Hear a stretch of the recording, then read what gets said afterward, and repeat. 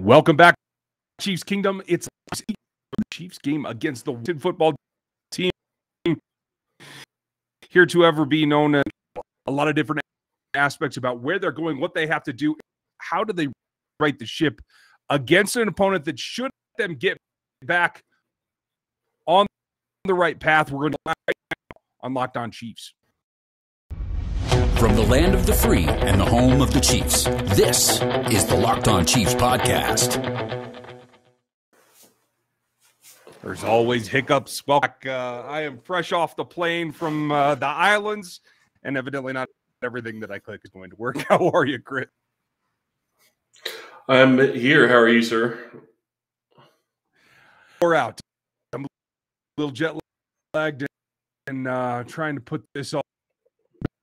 I have been trying to forget about this bill, which you need to take a minute and get on to this next one against a team that seems to be at the center of controversy for not just themselves, but John Gruden, and I think will end up being a bigger deal to the league. But right now, they have to be square in the Chiefs' sights, and I think this gives the Chiefs an opportunity to bounce back, to get themselves back on the right track as a unit, as quite frankly, two units, because I think the defense has got to pick it up and start supporting the offense better. Yeah, but the offense didn't really do everything that you would hope that they would have done against the Bills either. So it goes on both units, and with 4 turnovers in a couple of the last 4 or 5 games, you cannot win that way, and that's really what it came down to. So, but we need to move on. There are a ton of injuries to talk about on both sides. First off, Kansas City has injuries to Anthony Hitchens was limited on Thursday.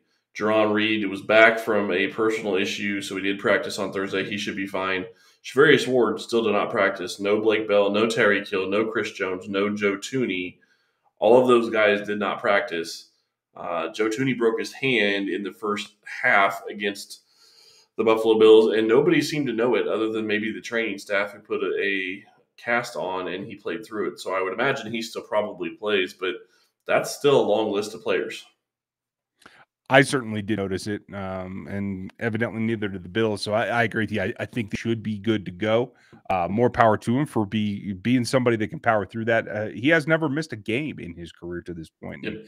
I think for all the offseason talk about, hey, you're spending all this money on making him the highest paid guard, this is where he earns that. And I think this will make a difference in keeping the good of that line because, quite frankly, the tackles need some help.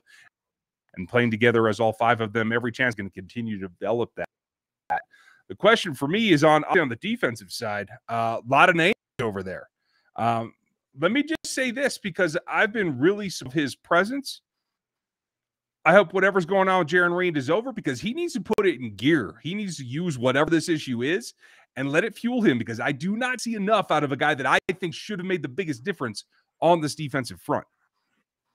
Can't argue with that. I think that he is playing. He is not playing up to the level that you would expect.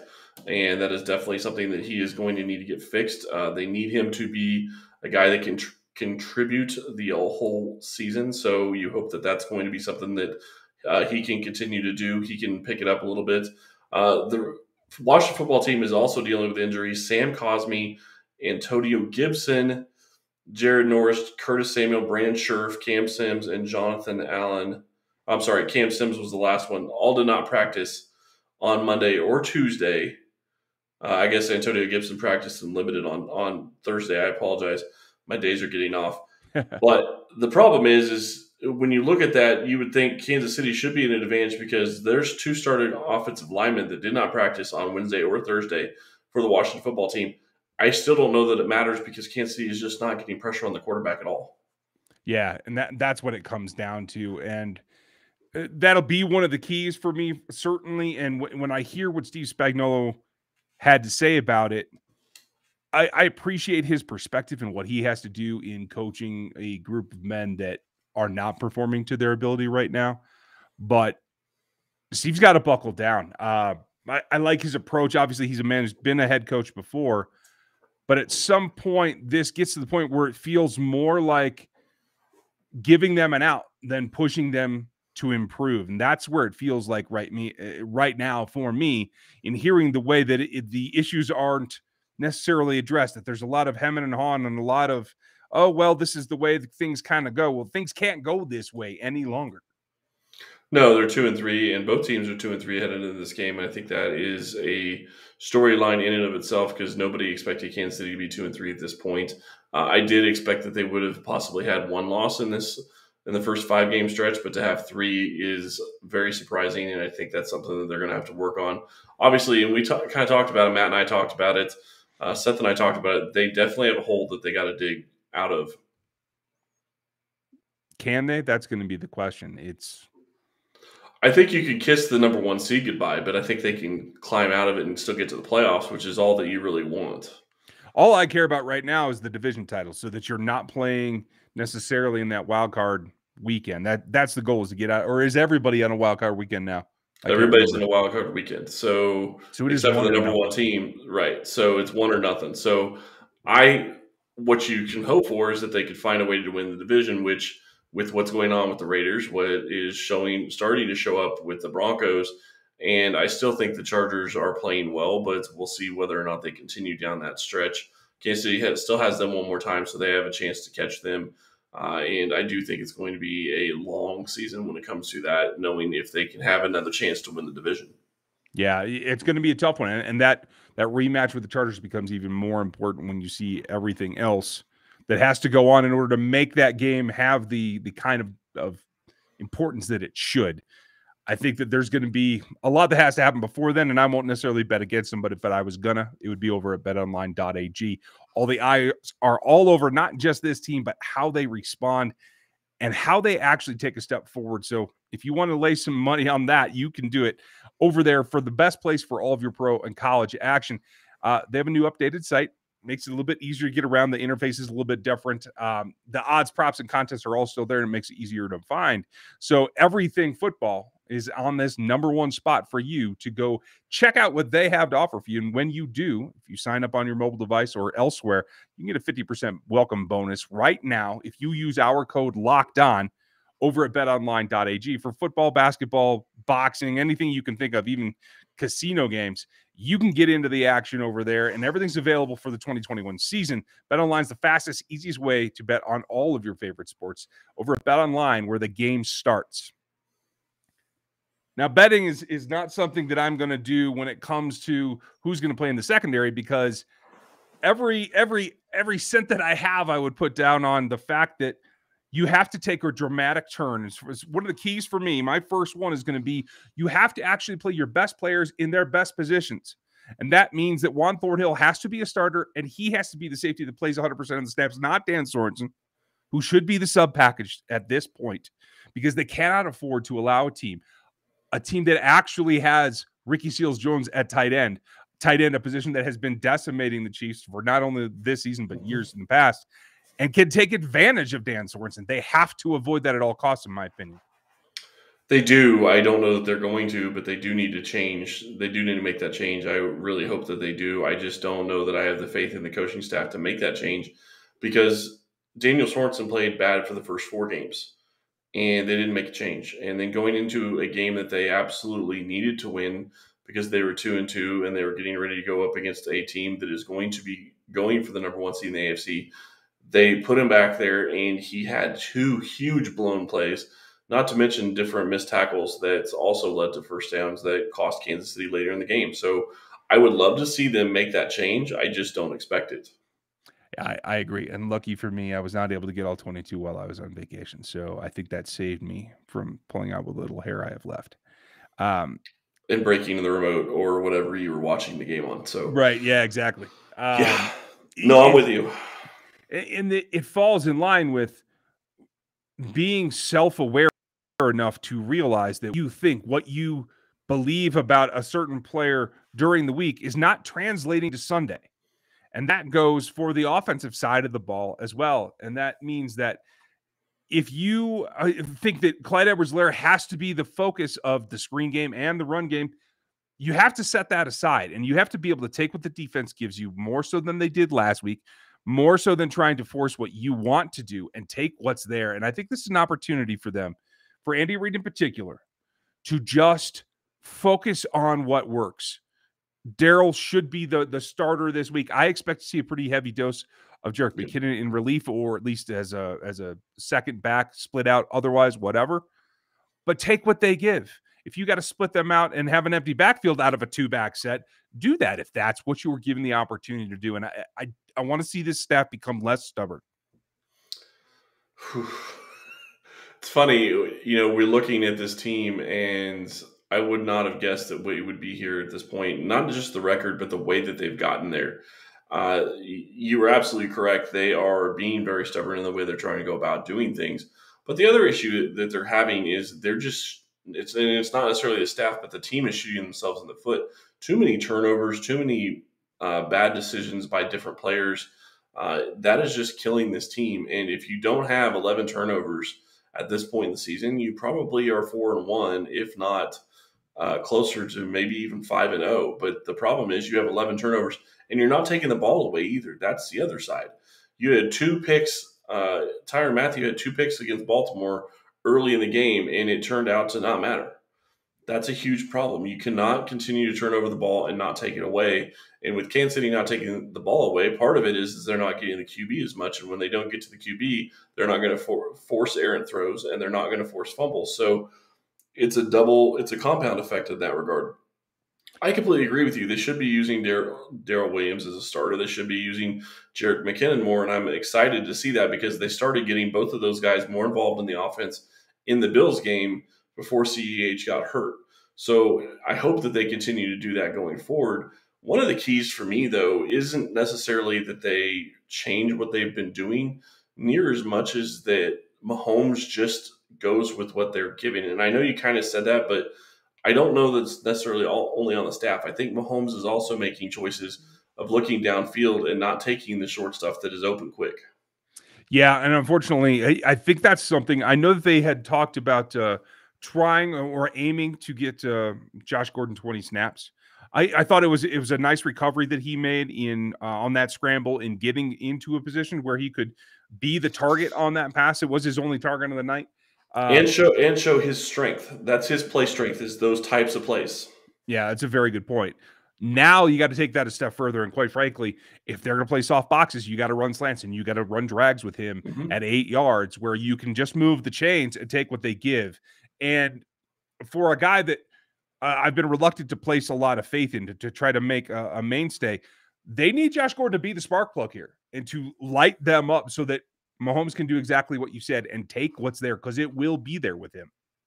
Well, it's not just that he needs to be the spark plug, because if he gets say he gets 5 to 6 targets in this next game, if he gets that and he is a cog that they can put in the offense, that's going to open up things for McCole Hardman. That's going to open up things for Demarcus Robinson, for Byron Pringle, any of those other guys they put in there.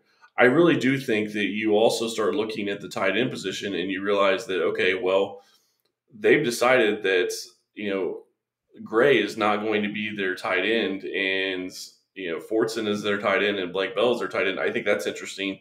I would expect that Gray may be elevated and working this week just because Blake Bell is out with an injury. It looked like it was an ankle from what I remember during the game. So I think that's going to play into it. But if you flip it to the other side of the ball, you start looking at the defense. Obviously, one of the keys is pressure, but really the other key is put your players in the best position to do what they do best. That's not what you did with Daniel Sorensen and multiple times against the Bills, and it really cost you. But it's also not what you're doing at the linebacker position. Put Willie Gay in. Willie Gay should have started the game. They've had him in the second half. They didn't really have him in the first half. He should have started. If he was available to play, they should have started him. Start him, let him play, let him get his feet wet, and put him in there with Bolton and Hitchens. And I understand people are upset with Hitchens, but you know what?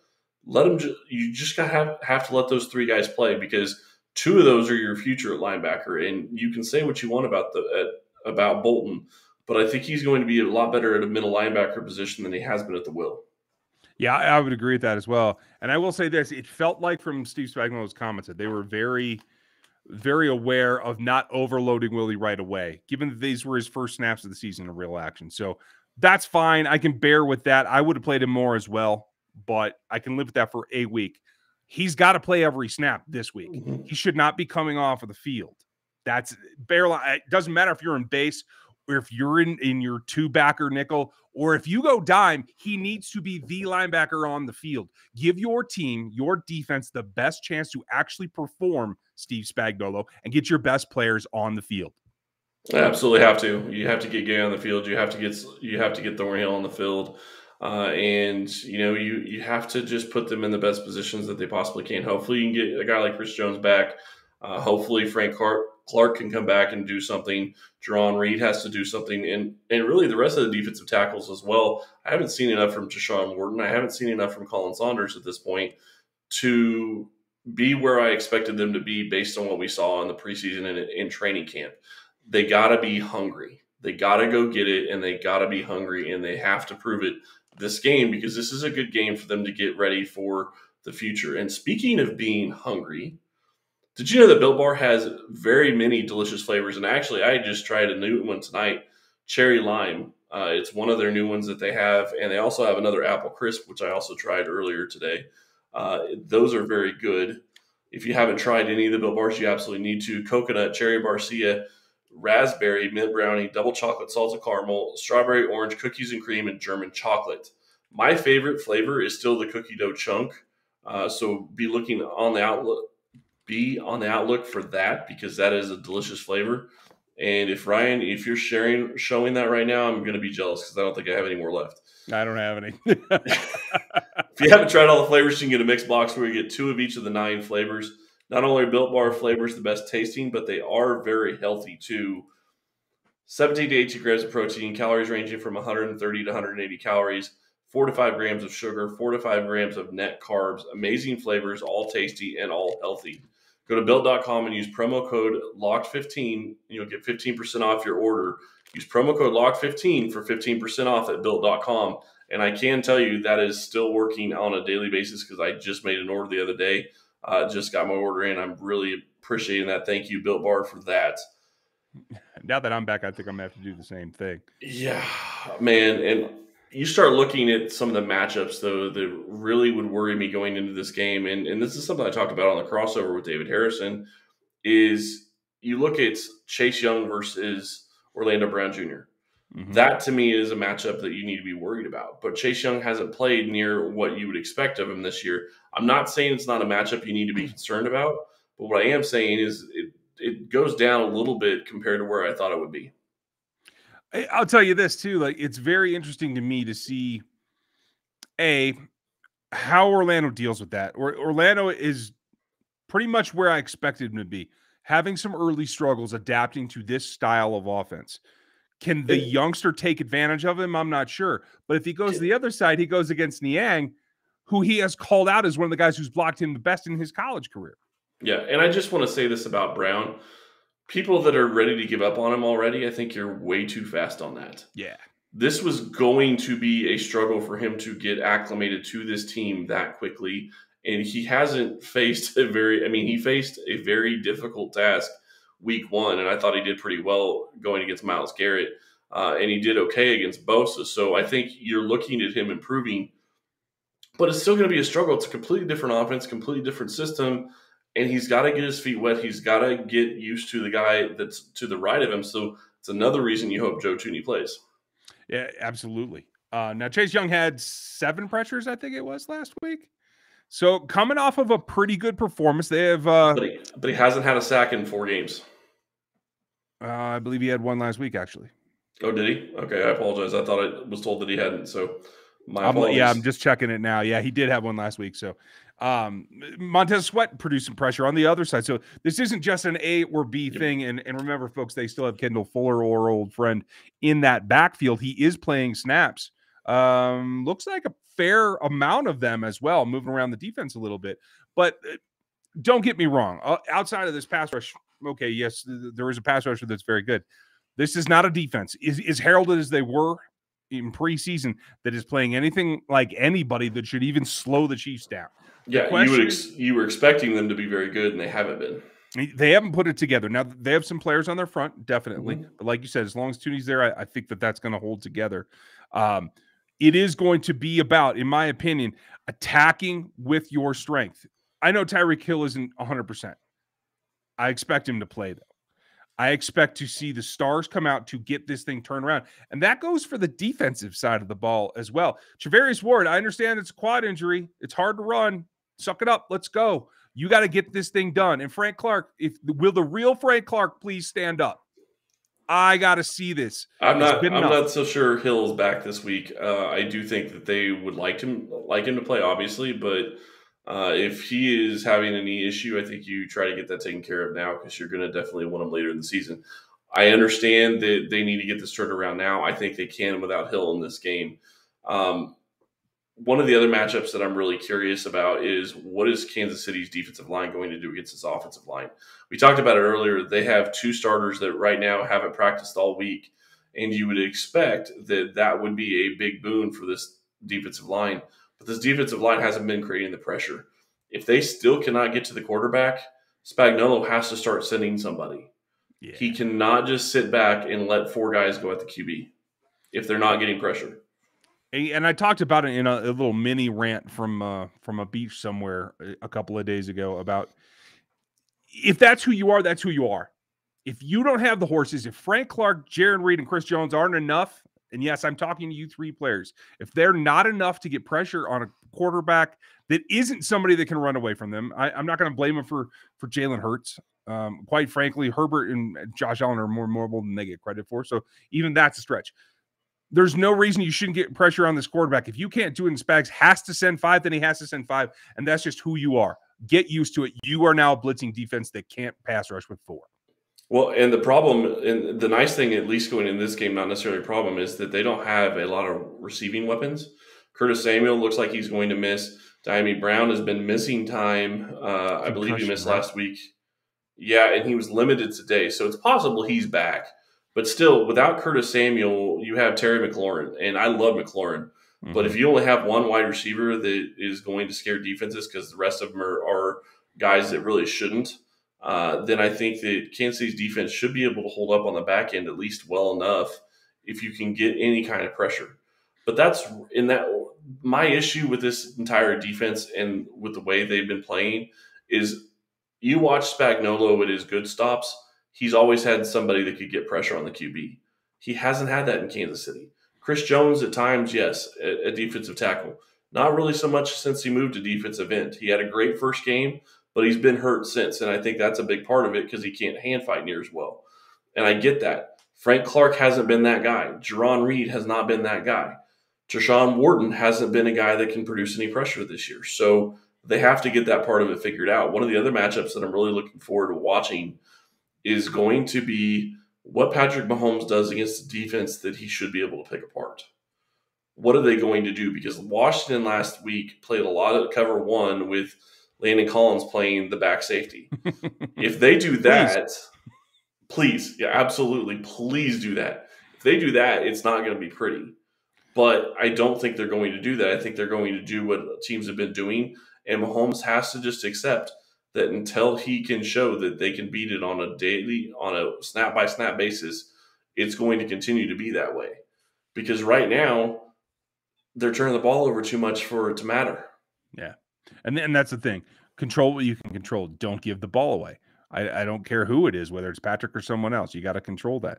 For me, the last thing that's important is, can you take away and win the 2 key matchups? And it sounds strange to say that Ricky Seals-Jones, a guy that never played for this team, that was let go because he couldn't hack it, is a guy that could hurt them very badly this week because this team seems to be unable to cover tight ends. And Ricky, I think he had 6 receptions on 7 targets last week for the Washington football team. Heinecke loves going to him. And if that is Dan Sorensen out there, yet again, they're in trouble because even a player who couldn't get on the field for the Chiefs last season seems to be able to run wild right now, and that's going to be a problem. I think they'd be in worse shape if they had Dan Sorensen on the back end of the defense because that's where he really killed them the last time. So I get what you're saying. I'd rather him covering the tight end than be the back guy. But they need to play Thornhill. If they play Thornhill, I think it fixes a lot of the issues. So we'll see. It helps. The other one that I'm concerned about is L'Jarius Sneed has been solid, but has not taken the step forward that I expected this season yet. Terry McLaurin's a stiff challenge. And I think those two players in the particular that will check the Chiefs across the middle, crossing routes, et cetera, with either a safety or Snead on. Snead needs to win that matchup flat out, no ifs, ands, or buts. He must win that matchup in order for this team to take a step forward. It is. It's a very tall ask. All right, Mr. Vacation, give us your prediction for this week.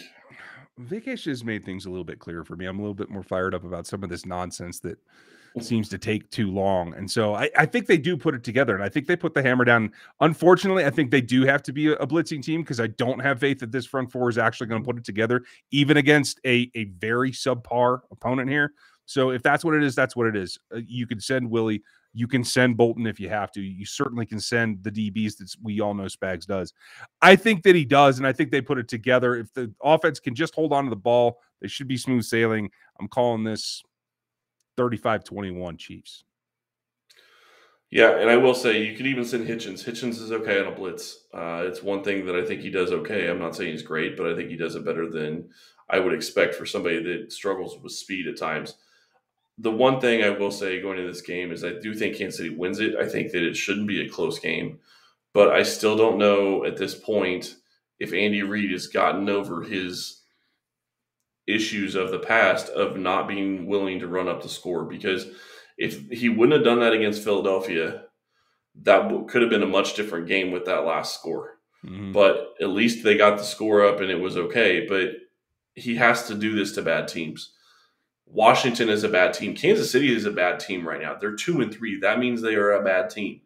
But they have to go and they have to put teams away that they should beat. This is absolutely a team they should beat.